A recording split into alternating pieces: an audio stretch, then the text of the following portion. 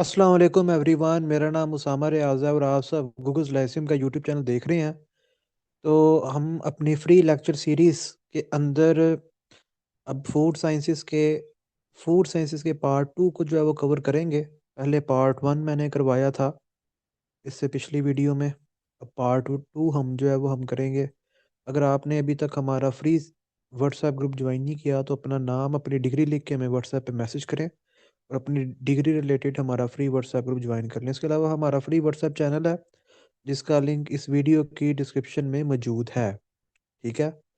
और हमारे चैनल को अगर आपने अभी तक सब्सक्राइब नहीं किया तो उसे कर दें ताकि आपको हर न्यू वीडियो का नोटिफिकेशन मिल जाए। तो बेल आइकन को भी प्रेस कर देना ताकि नोटिफिकेशन जो है ना वो आपको मिलता रहे। अब फूड साइंस का पार्ट टू जो है हम करते हैं। ठीक है। वो मैं अब आपको करवाता हूँ।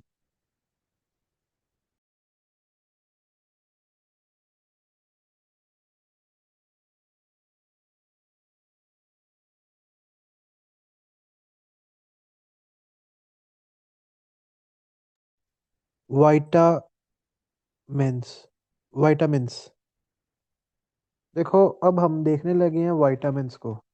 ठीक है।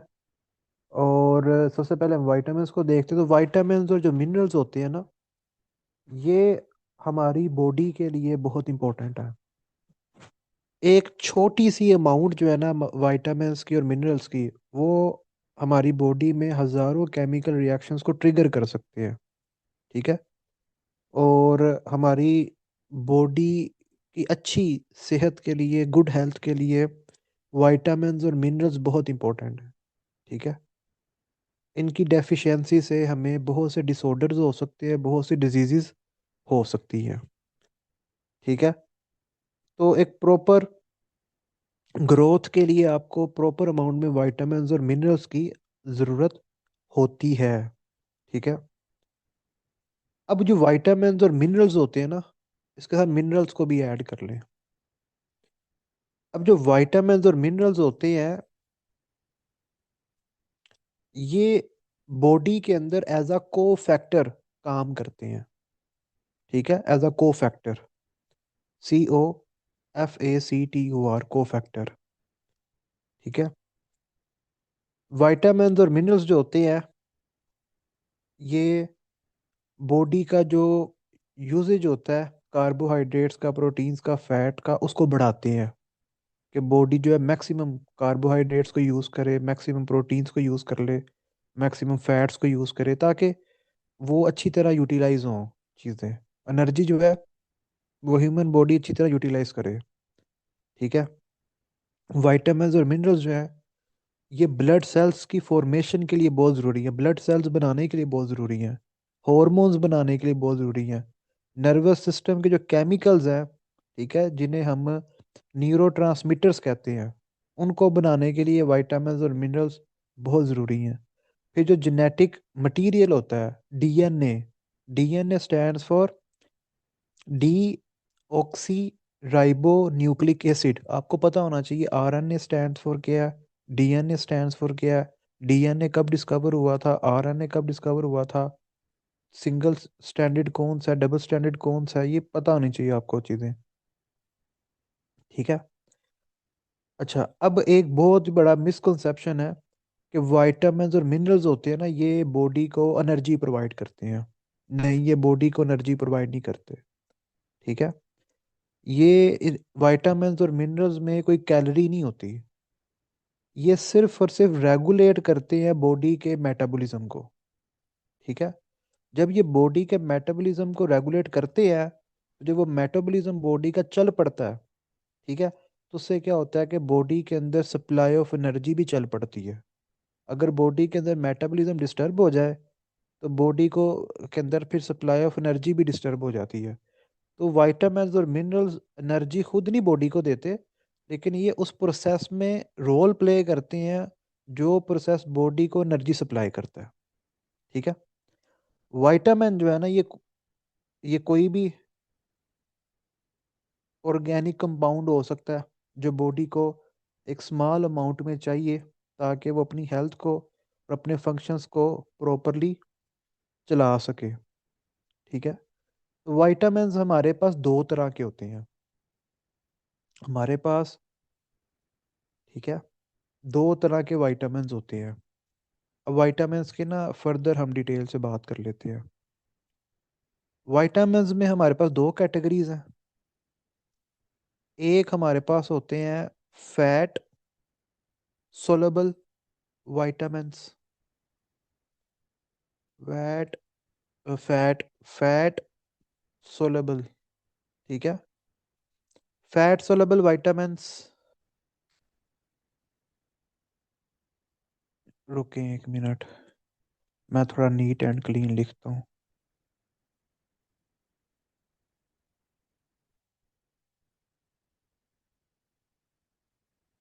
तो पहली कैटेगरी हमारे पास है जी फैट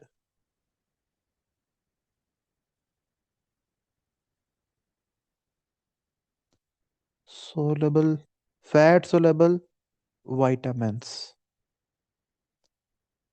जो फैट सोलेबल विटामिन्स होते हैं ना, ये बॉडी को थोड़ी अमाउंट में चाहिए होते हैं।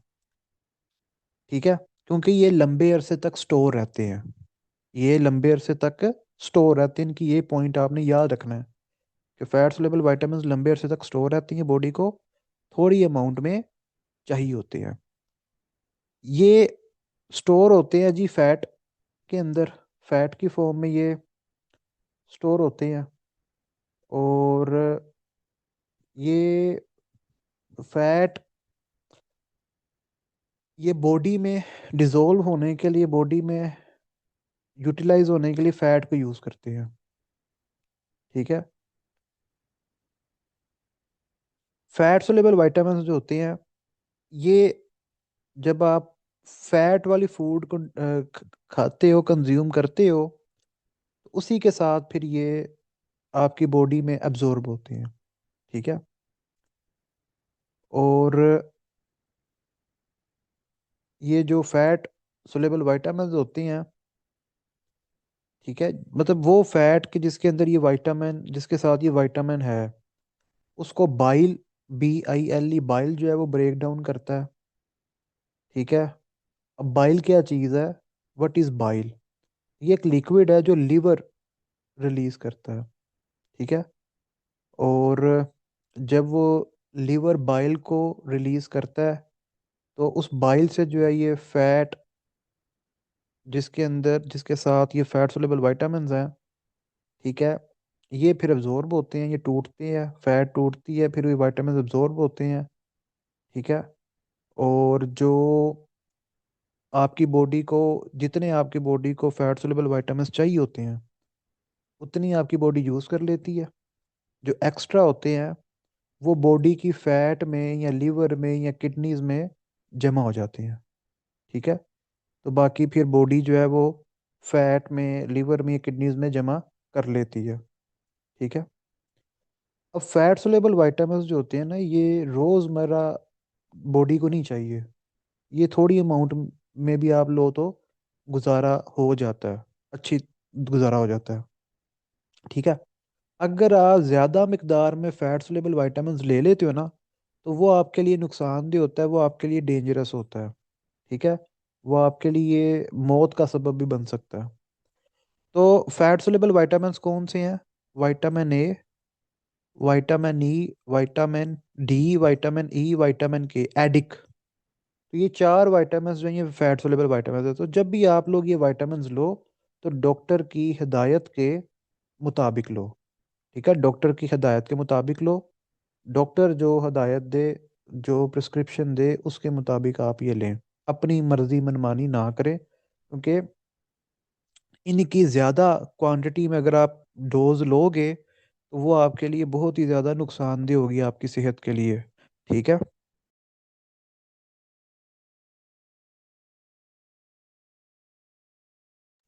अच्छा। अब दूसरी जो कैटेगरी है हमारे पास विटामिन्स की, जो दूसरी कैटेगरी है हमारे पास विटामिन्स की, वो है water soluble vitamins. Water soluble vitamins में विटामिन बी कॉम्प्लेक्स इसलिए कहते हैं कि इसमें B1, B2 और B1 से लेके B12 तक जो है ना, वो आ जाते हैं। तो B complex and vitamin C. अब जो वाटर सोलेबल विटामिन होते हैं ये आपकी बॉडी में पानी के साथ ही absorb हो जाते हैं, और ये आपकी बॉडी में स्टोर नहीं रह पाते। ये आपको डेली बेसिस पे चाहिए। ठीक है, ये आपको डेली बेसिस पे चाहिए, क्योंकि ये बॉडी जो है वो स्टोर नहीं कर पाती, ये पानी के साथ ही जो है ना वो घुल मिल के वो एब्जॉर्ब हो जाते हैं और निकल भी जाते हैं। तो ये आपको डेली बेसिस पे चाहिए। ठीक है, तो विटामिन बी विटामिन सी आपको डेली बेसिस पे चाहिए। अब ज़रा विटामिन अच्छा, ये जो वाटर सोल्यूबल विटामिन होते हैं ना, ये को थोड़ा ज़्यादा तादाद में भी ले लिए जाएं तो वक्ती तौर पे रिएक्शन तो आता है, लेकिन ये उतने नुकसानदेह नहीं है जितने नुकसानदेह जो है ना वो फैट सोल्यूबल विटामिन है। ठीक है, अब ज़रा बी कॉम्प्लेक्स को स्टडी कर लेते हैं। Vitamin B complex, vitamin B complex, बल्कि पहले जो है ना वो चलो बी कॉम्प्लेक्स से स्टार्ट लेते हैं।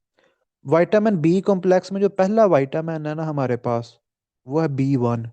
विटामिन बी 1 का जो दूसरा नेम है वो है थाई अमाइन। पेपर में सवाल आ सकता है किस विटामिन को कहते हैं थाई अमाइन। तो थाई अमाइन कहते हैं बी 1 को। ठीक है, अब जो बी 1 होता है ये आपको मीट में से मिलता है, ग्रेन से मिलता है, लेग्यूम्स में से मिलता है, यीस्ट से मिलता है। अगर बी 1 की डेफिशिएंसी हो जाए ना, तो ये एक डिजीज है जो अक्सर पेपर्स में पूछी जाती है, वो है बेरी बेरी। तो बेरी बेरी जो डिजीज है वो हो जाती है। अब बेरी बेरी डिजीज में क्या होता है कि आपका जो हार्ट होता है वो कमज़ोर हो जाता है, आपका जो नर्वस सिस्टम है, ठीक है, वो वीक हो जाता है, आपकी जो नर्व्स होती हैं वो वीक हो जाती हैं, आपके जो मसल्स हैं वो डीजनरेशन स्टार्ट कर देते हैं, आपको बॉडी के डिफरेंट पार्ट्स में पेन होती रहती है, स्वेलिंग होती रहती है। ठीक है, तो ये बेरी बेरी। तो बी 1 को कहते हैं थाइअमाइन। ठीक है, थाइअमाइन, विटामिन बी 1। अब विटामिन बी 2 की बात करते हैं। विटामिन बी 2, विटामिन बी 2, अच्छा बी 1 भी मैंने पहले ना बी के बराबर लिखना था, गलती से वो नीचे हो गया। Vitamin B 2, riboflavin. Vitamin B 2 को कहते हैं राइबोफ्लेविन, राइबोफ्लेविन, राइबोफ्लेविन।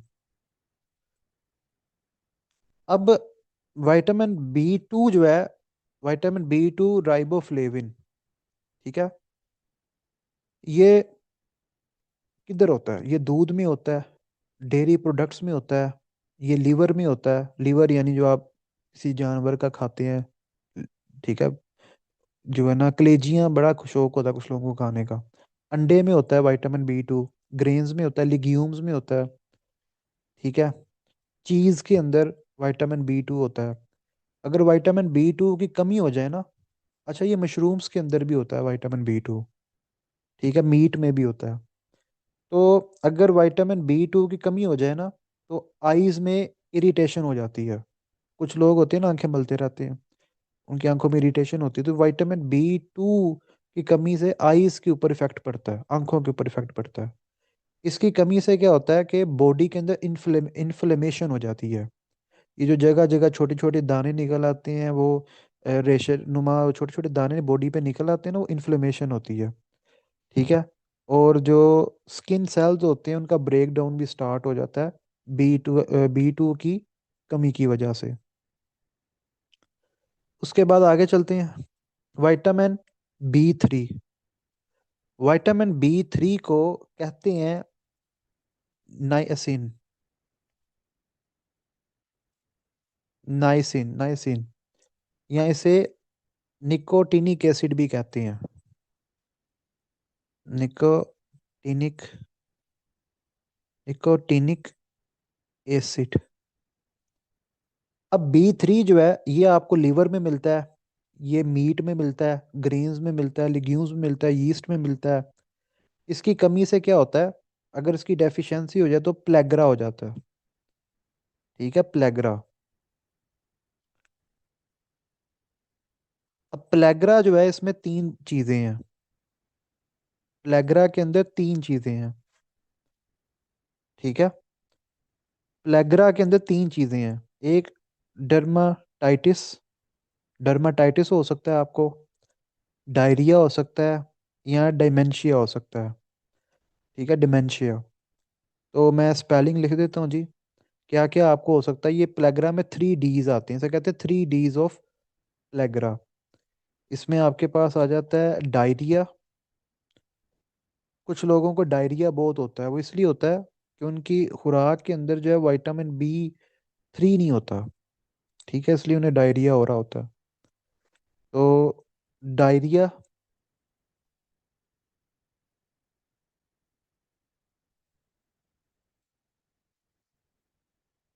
डिमेंशिया और डर्माटाइटस। DERMATITIS,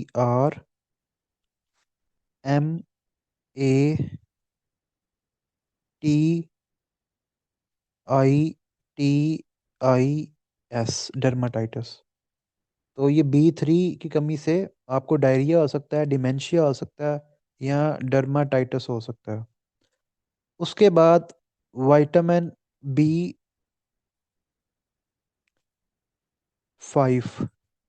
vitamin B5, vitamin B5 को पेंटोथेनिक एसिड भी कहते हैं।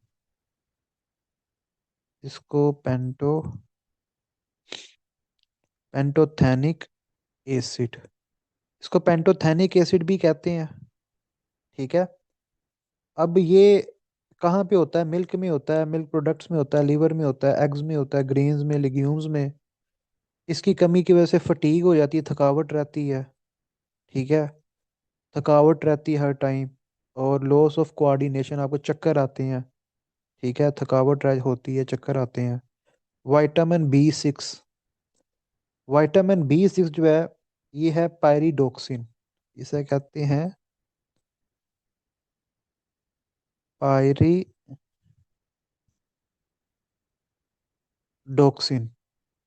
पायरिडोक्सिन। ये होल ग्रेन सीरियल्स में होता है, यानी ये गंदम में भी है। ये होल ग्रेन सीरियल्स में होता है, वेजिटेबल्स में होता है, मीट में होता है। ठीक है। इसकी कमी की वजह से क्या होता है, किडनी स्टोन्स बन जाते हैं, किडनी स्टोन्स। ठीक है, किडनी स्टोन्स बनते हैं इसकी कमी की वजह से। ठीक है, विटामिन B6 की कमी की वजह से। और आपको जो है ना वो चक्कर आ सकते हैं। ठीक है, इसकी कमी की वजह से चक्कर आ सकते हैं। और इसके अलावा जो है, आप नर्वस सिस्टम जो है ना, आपका जो नर्वस सिस्टम है उसकी रेगुलेशन के लिए बहुत इंपॉर्टेंट है। ठीक है, आपके नर्वस सिस्टम के काम करने के लिए बहुत इंपॉर्टेंट है।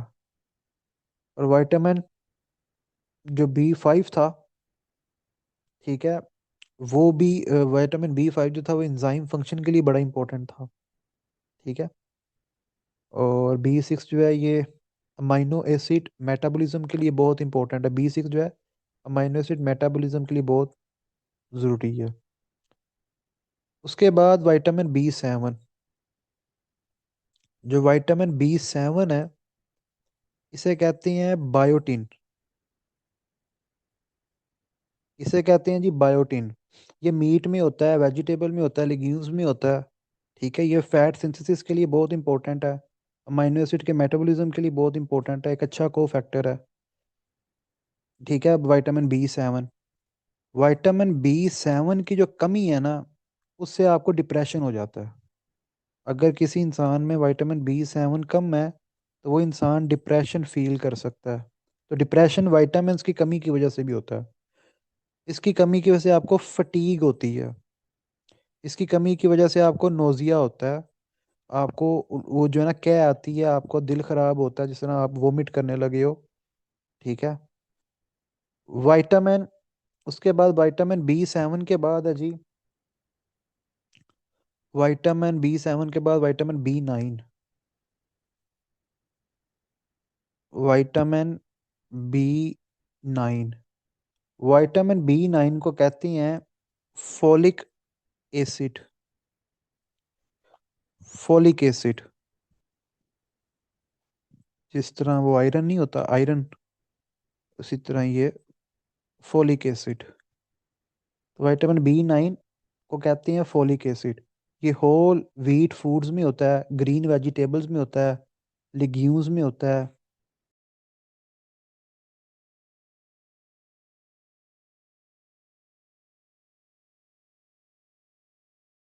ठीक है। तो इसकी कमी की वजह से क्या होता है, इसकी डेफिशिएंसी की वजह से जो है वो क्या होता है, इसकी डेफिशिएंसी की वजह से आपको अनीमिया हो सकता है। आप कहते हैं आयरन की कमी की वजह से अनीमिया हो गया, तो फोलिक एसिड की कमी की वजह से आपको अनीमिया हो सकता है। फिर इसके अलावा बर्थ डिफेक्ट्स आ सकते हैं, यानी बर्थ डिफेक्ट आ सकते हैं जी बच्चे के अंदर, जिस बच्चे ने पैदा होना है उसके अंदर इश्यूज आ सकते हैं।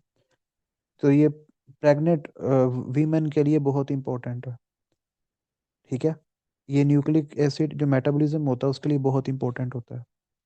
Vitamin B12, vitamin B12 very very important जी। इस विटामिन B12 की कमी का अक्सर लोगों को पता नहीं चलता, और लोग जो है ना वो बहुत बुरी तरह मुतासिर होते हैं।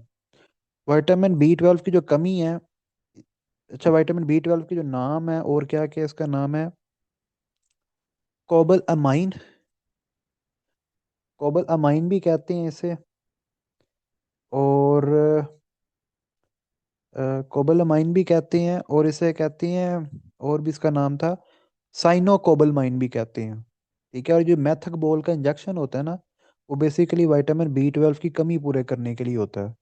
विटामिन B12 जो ये रेड मीट में होता है ज़्यादा। ठीक है, वैसे तो तमाम मीट्स में होता है ज़्यादा, चिकन में भी होता है ये, लेकिन रेड मीट जो बीफ है, बीफ में ज़्यादा होगा, मटन में भी है, चिकन में भी है, फिश में भी है, अंडे में भी है, तमाम डेयरी प्रोडक्ट्स में भी है, दही में भी है, दूध में भी है। जितनी भी डेयरी प्रोडक्ट्स हैं उन सब में, आइसक्रीम में भी है अगर डेयरी आइसक्रीम है। न्यूक्लिक एसिड प्रोडक्शन के लिए बहुत इंपॉर्टेंट है, डीएनए के लिए बहुत इंपॉर्टेंट है। और जिसके अंदर विटामिन B12 की कमी हो जाए ना, उसको हो जाता है परनीशियस अनीमिया, उसको परनीशियस अनीमिया हो जाता है, परनीशियस अनीमिया हो जाता है। इसके अलावा उसको बहुत सारे न्यूरोलॉजिकल डिसऑर्डर्स भी हो सकते हैं, यानी उसका न्यूरो सिस्टम जो है ना वो डिस्टर्ब हो जाता है।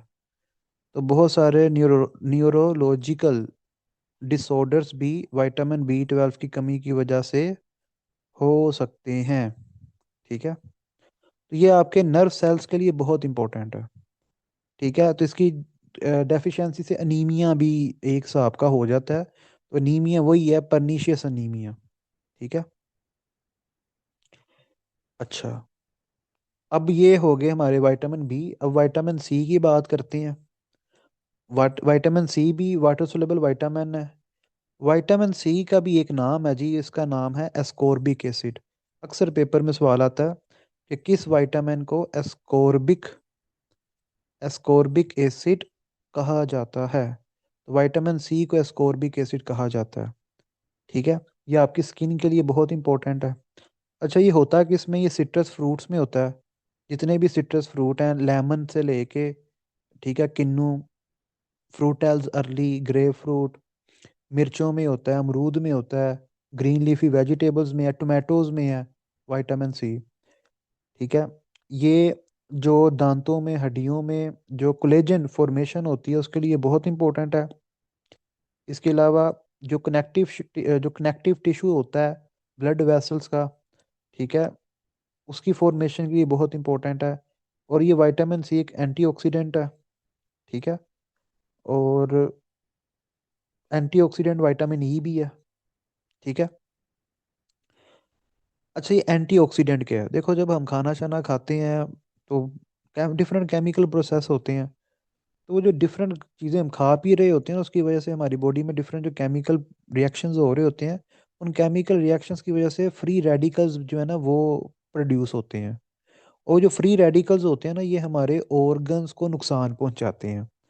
यानी जिस तरह किसी लोहे की चीज़ को जंगाल लग जाता है ना, और जंगाल वो लोहे को खा जाता है, इसी तरह जो फ्री रेडिकल्स होते हैं ये इंसानी जिस्म के जो ऑर्गन्स होते हैं, हमारे जो ऑर्गन्स होते हैं, यानी दिल है, फेफड़े हैं, जिगर है, गुर्दे हैं, ये जो फ्री रेडिकल्स होते हैं ये हमारे ऑर्गन्स को खा जाते हैं जंगाल की तरह। तो ये जो एंटीऑक्सीडेंट्स होते हैं ना, विटामिन ई है, विटामिन सी है, जो एंटीऑक्सीडेंट्स हैं, ये उन फ्री रेडिकल्स को ढूंढते हैं और उनको ढूंढ के मारते हैं, किल करते हैं। ठीक है, ताकि हमारे जो ऑर्गन्स हैं वो सही सलामत रहें, तंदुरुस्त रहें। तो विटामिन सी की डेफिशिएंसी से क्या होता है, स्कर्वी होती है। ठीक है, स्कर्वी होती है इसकी डेफिशिएंसी से, स्कर्वी। स्कर्वी में क्या होता है कि स्किन खराब हो जाती है, ब्लड वेसल्स खराब हो जाती हैं, दांत खराब हो जाते हैं। ठीक है, तो स्कर्वी होती है विटामिन सी की डेफिशिएंसी से।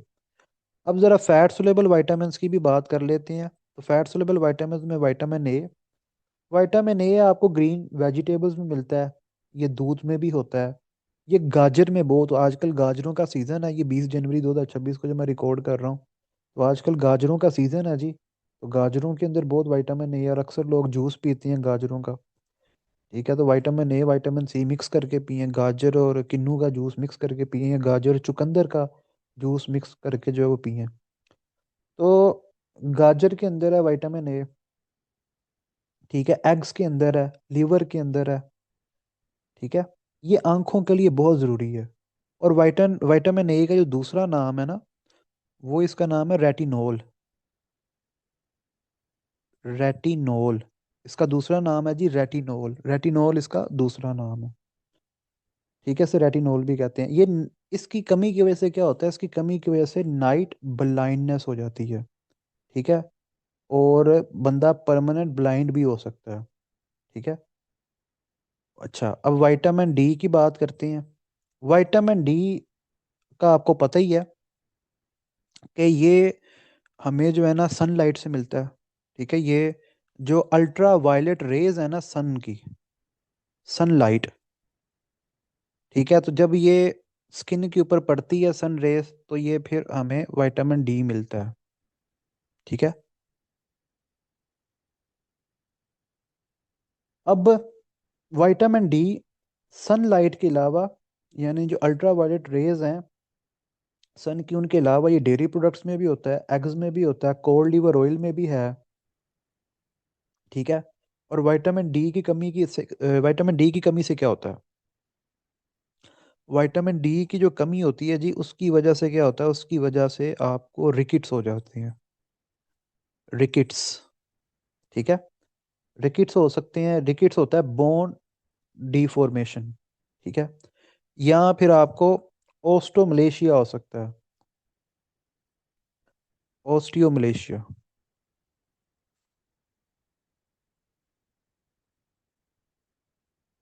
ये खवातीन के अंदर ज़्यादा होता है लेकिन मर्दों में भी होता है, ये नहीं कि मर्द इससे महफूज है।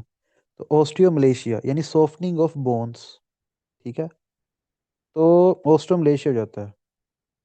ठीक है, तो रिकेट्स और ओस्टियोमलेशिया। उसके बाद आगे चलते हैं जी, विटामिन ई। विटामिन ई को टोकोफिरोल भी कहते हैं, टोकोफिरोल। विटामिन ई को कहते हैं टोकोफिरोल, टोकोफिरोल। ठीक है, विटामिन ई एक एक नेचुरल एंटीऑक्सीडेंट है। ठीक है, ये सबसे बेस्ट एक ऑक्सीडेंट है। ठीक है, जितने भी फ्री रेडिकल्स, या आप कह सकते हो कि जितने भी आइंस हमारे, ठीक है, वो बॉडी के अंदर घूम फिर रहे होते हैं, उनको पकड़ पकड़ के ये शिकार करता है उनका। ठीक है, विटामिन ई जो है ना, ये मार्जरीन में होता है, सीड्स के अंदर होता है। सीड्स कौन से सीड्स, ये पंपकिन सीड्स, सनफ्लावर सीड्स। ठीक है, ठीक है, बाकी जो आपके नट्स हैं, जिस तरह पीनट है, आजकल वो मूंगफली का टाइम है तो ये खाएं आप, वालनट है। तो जितने भी आपके नट्स हैं उसमें विटामिन ई है। फिर ग्रीन लीफी वेजिटेबल्स में विटामिन ई है, अनियन के अंदर विटामिन ई है, प्याज के अंदर, बहुत अच्छी चीज़ है। ठीक है, विटामिन ई फिर जो है वो कुछ वेजिटेबल ऑयल्स होते हैं उनके अंदर उन्होंने विटामिन ई को जो है वो शामिल किया होता है। ठीक है, तो ताकि विटामिन ई मिल सके। विटामिन ई की कमी की वजह से क्या होता है, स्पेशली मेल्स के अंदर, जो आजकल इशू चल रहा है, स्टेरिलिटी स्टेरिलिटी का, स्टेरिलिटी स्टेरिलिटी। तो जो आजकल इशू चल रहा है स्पेशली मेल्स में, स्टेरिलिटी का, ठीक है, ये विटामिन ई की डेफिशिएंसी की वजह से होता है। इसके अलावा अनीमिया भी आपको हो सकता है। इसके अलावा आपके जो आंखों का रेटिना है, जो रेटिना है आंखों का रेटिना जो है वो डैमेज हो सकता है। ठीक है, तो ये विटामिन ई की डेफिशिएंसी आंखों को भी नुकसान पहुंचाती है, फिर आपकी स्किन को भी नुकसान हो सकता है। ठीक है, स्किन के लिए विटामिन ई अच्छा है। एजिंग नहीं होती। जो लोग विटामिन ई वाली डाइट खाते रहते हैं ना, ये पीनट्स वगैरह खाते रहते हैं या सैलड्स खाते हैं और अनियन को भी खाते हैं, ठीक है, और सीड्स खाते हैं, ये सनफ्लावर के, पंपकिन के, या इस तरह के सीड्स, इसमें विटामिन ई है, उनको एजिंग नहीं होती, वो लेट बूढ़े होते हैं। लेट की बूढ़े क्यों, किस तरह होते हैं? देखो, जब उनकी बॉडी में फ्री रेडिकल्स ही नहीं होंगे तो इसका मतलब है कि उनके जो ऑर्गन्स हैं वो महफूज रहेंगे, वो सही रहेंगे, वो उनको जंगाल नहीं लगेगा फ्री रेडिकल्स वाला। तो जब किसी चीज़ को जंगाल नहीं लगता, लोहे का पाइप हो ना, अगर उसे जंगाल ना लगे, उसे जिंक ना लगे, रस्टिंग ना हो, अगर लोहे के पाइप की रस्टिंग ना हो तो वो सही रहेगा। लेकिन जैसे ही उसे रस्टिंग होती है वो खराब हो जाता है, तबाह हो जाता है। उसी तरह इंसान है। अगर आपके ये जो आइंस हैं जो बॉडी में घूम फिर रहे हैं, अगर आपने इनका इलाज ना करो तो वो रस्टिंग कर देते हैं आपके ऑर्गन्स की। ठीक है, और वो आपके ऑर्गन्स खराब हो जाते हैं और आप फिर जल्दी अल्लाह को प्यारे हो जाते हैं। ठीक है, तो ये आजकल इंसान की एज इसीलिए तो कम है कि इंसान जो है वो खुराक ही ऐसी खा रहा है कि जिसकी वजह से फ्री रेडिकल्स बहुत ज़्यादा प्रोड्यूस हो रहे हैं। और वो फ्री रेडिकल्स इतने ज़्यादा प्रोड्यूस होते हैं, ठीक है, कि एजिंग बहुत जल्दी हो रही है। ठीक है, और ह्यूमन ऑर्गन्स जो है वो बहुत जल्दी खराब हो रहे हैं। ठीक है, चस्के ज़्यादा है ना आजकल। विटामिन के, विटामिन के को जी कहते हैं मैनाडियोन।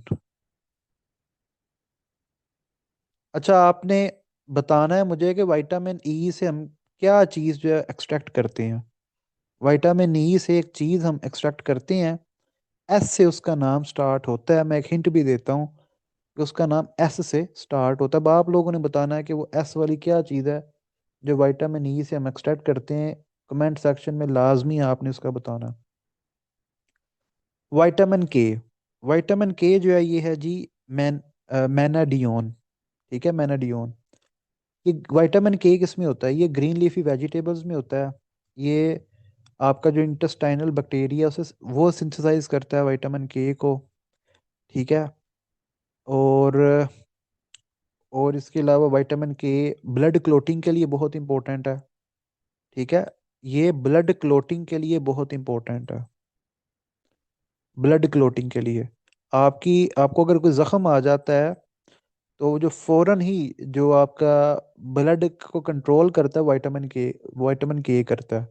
अगर विटामिन के आपकी बॉडी में ना हो तो फिर जब भी आपको कोई चोट लगेगी तो वो अनकंट्रोल ब्लीडिंग होगी। और एक एक जो है ना वो डिसऑर्डर भी है, वो हीमोफीलिया। हीमोफीलिया, ठीक है, हीमोफीलिया जो है, हीमोफीलिया का आपने याद रखना है कि ये जो डिसऑर्डर है हीमोफीलिया, डिजीज कर लें या डिसऑर्डर कर लें, ठीक है, तो विटामिन के की डेफिशिएंसी से हो सकता है हीमोफीलिया। हीमोफीलिया हो सकता है विटामिन के की डेफिशिएंसी से। अब पेपर में सवाल आ सकता है हीमोफीलिया के बारे में। ठीक है, हीमोफीलिया। अब हीमोफीलिया में होता क्या है? अनकंट्रोल्ड ब्लीडिंग, यानी अगर किसी को भी थोड़ी सी भी चोट लग गई है, कोई रगड़ लग गई है, तो उसे अनकंट्रोल्ड ब्लीडिंग होती है। ठीक है, यानी वो ब्लीडिंग रुकती ही नहीं है, उसे कहते हैं हीमोफीलिया। ठीक है, ये एक डिजीज कर लो, डिसऑर्डर कर लो, डिजीज ही कर लो, हीमोफीलिया। अब आगे मिनरल्स को देखते हैं। अब मिनरल्स जो है ना ये बेसिकली जो विटामिन्स होते हैं वो ऑर्गेनिक होते हैं, मिनरल्स इनऑर्गेनिक है। तो मिनरल्स बेसिकली इनऑर्गेनिक सॉल्ट्स हैं। ठीक है, ये इनऑर्गेनिक सॉल्ट्स हैं, डिफरेंट सॉल्ट्स हैं जी इनऑर्गेनिक। ठीक है। अब मिनरल्स भी जो है ये बॉडी को कोई एनर्जी प्रोवाइड नहीं करते, लेकिन जो बॉडी के अंदर प्रोसेस चल रही है उनको मेंटेन रखने के लिए, उनको रेगुलेट करने के लिए ये बहुत कलीदी किरदार अदा करते हैं। ठीक है, बॉडी फंक्शंस प्रॉपरली काम करें उनमें मिनरल्स जो हैं वो अपना कलीदी किरदार जो है वो अदा करते हैं। ठीक है। अब कितने असेंशियल जो है ना मिनरल्स है? 13, 13।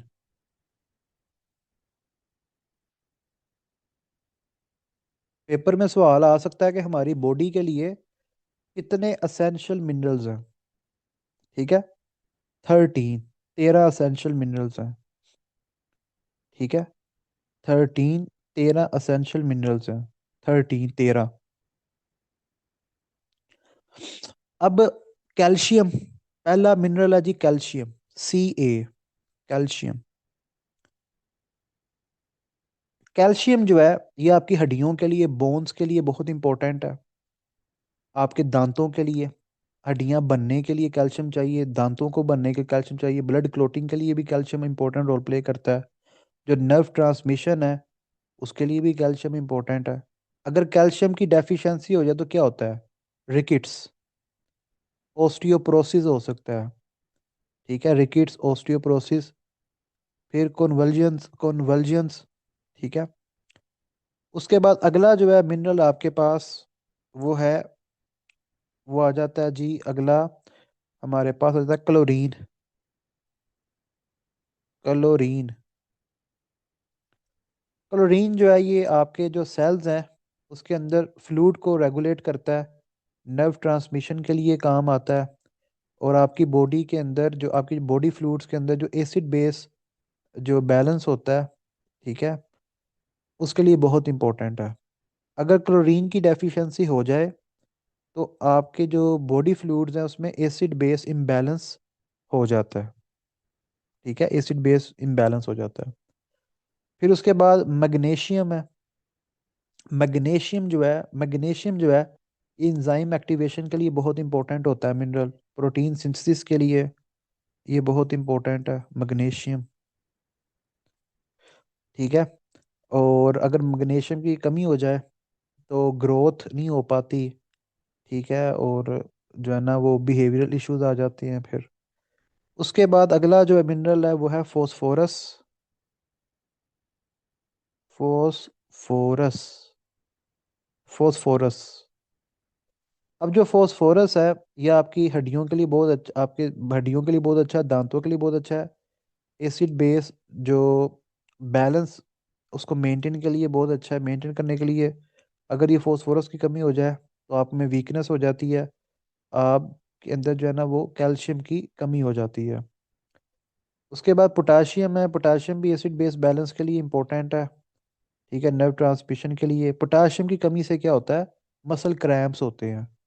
ठीक है, पोटाशियम अगर कम हो जाए तो मसल क्रैम्प्स होते हैं, मेंटल कंफ्यूजन होती है, बंदे का खाने पीने का दिल नहीं करता, लॉस ऑफ एपेटाइट हो जाता है, और दिल की धड़कन जो है ना वो ऊपर नीचे होने लग जाती है, रेगुलर कार्डिक रिदम आ जाता है, यानी दिल की धड़कन जो है नॉर्मल नहीं रहती।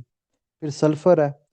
सल्फर भी एसिड बेस बैलेंस मेंटेन करने के लिए बहुत इंपॉर्टेंट है, लीवर के फंक्शंस के लिए बहुत इंपॉर्टेंट है। ठीक है। और सल्फर की कमी होती नहीं है बॉडी में, क्योंकि ये बहुत ही थोड़ी अमाउंट में वैसे ही चाहिए होता है। वो ये बहुत ही थोड़ी अमाउंट है ना, वो खुराक में कहीं ना कहीं से बॉडी को मिल ही जाती है, तो सल्फर की कमी होती नहीं है। फिर सोडियम आ गया। ठीक है, सोडियम की कमी से क्या होता है कि मसल क्रैम्प्स होते हैं, आप खाना कम खाते हैं, आपका दिल नहीं करता खाना खाने का। कॉपर, कॉपर की कमी से क्या होता है? रेड ब्लड सेल्स जो है ना, ठीक है, वो नहीं बनते। रेड ब्लड सेल्स बनाने के लिए कॉपर, ठीक है, लेकिन कॉपर चाहिए भी थोड़ी अमाउंट में, ट्रेस एलिमेंट है ये, तो थोड़ी अमाउंट में चाहिए, ज़्यादा नहीं चाहिए। ठीक है, तो ये नहीं है कि आप तांबे के कोई चीज़ पकड़ के खाने लग जाओ, वो आपके काम नहीं आनी। कॉपर बहुत थोड़ी चाहिए। ठीक है, आप आपकी सोच से भी ज़्यादा थोड़ी, यानी एक नुक्ते से भी जो है ना 1 लाख गुना, 1 करोड़ गुना थोड़ी चाहिए। और वो किसी ना किसी खुराक में, डाइट में ऑटोमेटिकली आ जाती है, इसकी टेंशन नहीं आपने लेनी। तो कॉपर जो मिनरल है इसकी कमी से नीमिया हो सकता है, इम्पेयर बोन का इशू हो सकता है, नर्वस टिश्यू डेवलपमेंट हो सकती है। तो जब भी आप सप्लीमेंट्स लो ना, किसी भी चीज़ के, मिनरल के लो सप्लीमेंट या आप विटामिन के सप्लीमेंट लो, तो डॉक्टर से पूछ के लो। ये जो नीम हकीम यूट्यूब के ऊपर बैठे हुए हैं, ठीक है, ये हमारा जी ये फलाना तेल लगा लो, ये फलाना जो है ना ये खा लो, सप्लीमेंट ले लो, फलाना ले लो, ये सारे के सारे नीम हकीम है। इनको पैसे चाहिए, इनको आपसे कोई प्यार नहीं है, ये आपके दुश्मन है। इनकी सिर्फ चीज़ बिकनी चाहिए, बेशक आप मर जाओ। ठीक है, इन्हें कोई फर्क नहीं पड़ता। तो लिहाजा सोच समझ के जो है ना वो आप लोग ऑनलाइन ये चीज़ें मंगवाइएगा। ठीक है। अच्छा, आगे चलते हैं। उसके बाद जी आयोडीन है। आयोडीन की अगर कमी हो जाए ना, आयोडीन थायराइड ग्लैंड के लिए बहुत इंपॉर्टेंट है। और आयोडीन जो है ये थायराइड की ग्रोथ के लिए बहुत इंपॉर्टेंट है। अगर आयोडीन की कमी हो जाए तो क्या होता है कि जो थायराइड होता है वो बड़ा हो जाता है, जिसे कहते हैं गोइटर। गोइटर डिजीज जो है आयोडीन की कमी की वजह से होती है। तो आपके पास जो नमक होता है, अब वो आयोडाइज्ड नमक भी मिल जाता है।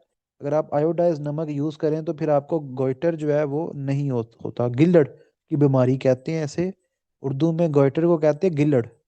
यानी वो गर्दन के अंदर जो है ना वो गर्दन सूज जाती है, वो थायराइड, थायराइड ग्लैंड होता है ना गर्दन के अंदर, नेक के अंदर, तो वो फूल जाता है। तो वो एक बहुत बड़ा वो गिल्लड़ जो है ना वो बन जाता है। तो वो गोइटर उसे कहते हैं। आयरन, आयरन जो है ना ये बहुत ज़रूरी है जी, हीमोग्लोबिन जो होता है उसकी फॉर्मेशन के लिए। और आयरन की कमी से क्या होता है, नीमिया हो जाता है। फिर सेलीनियम। अब जो सेलीनियम है ना, ये विटामिन ई से, ये जो सेलीनियम मिनरल है ना ये विटामिन ई से एक्सट्रैक्ट होता है। ठीक है, ये बॉडी जो है विटामिन ई से जो है वो एक्सट्रैक्ट करती है सेलीनियम को। तो जो सेलीनियम होता है, ठीक है, ये आपके जो फैट्स वगैरह होती हैं या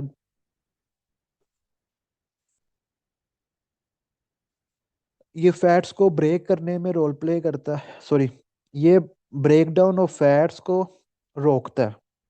ठीक है, जो कोई हो ना जाए फजूल में ब्रेक डाउन। तो सेलेनियम की कमी की वजह से भी अनीमिया हो सकता है। जिंक, जिंक जो है ये इम्पोर्टेंट कंपोनेंट है काफ़ी इंजाइम्स का, और डाइजेशन के लिए भी इम्पोर्टेंट है, सेल रिपेयर के लिए भी, ठीक है, और सेक्सुअल रिप्रोडक्शन के लिए भी। अगर जिंक ना हो, जिंक की कमी हो जाए तो ग्रोथ फेलियर हो सकता है। ठीक है, और वाउंड हीलिंग के अंदर इश्यूज आ सकते हैं। ठीक है, ओके जी। बाकी ये थे हमारे मिनरल्स। ठीक है, ये विटामिन्स और मिनरल्स का हमारा हो गया। ये वीडियो के अंदर हमने इनको डिस्कस कर लिया। अगली वीडियो के अंदर फिर हम फूड साइंस के अगला जो टॉपिक है उसको जो है हम डिस्कस करेंगे। ठीक है, तो अगला जो टॉपिक है हमारा फूड साइंस से रिलेटेड उसको हम फिर डिस्कस कर लेंगे, जिसमें हम जो है वो फूड की जो बाकी चीज़ें हैं उसको हम देखेंगे अगली वीडियो के अंदर। ओके एवरीवन, अगर फ्री व्हाट्सएप ग्रुप ज्वाइन नहीं किया तो वो कर सकते हो।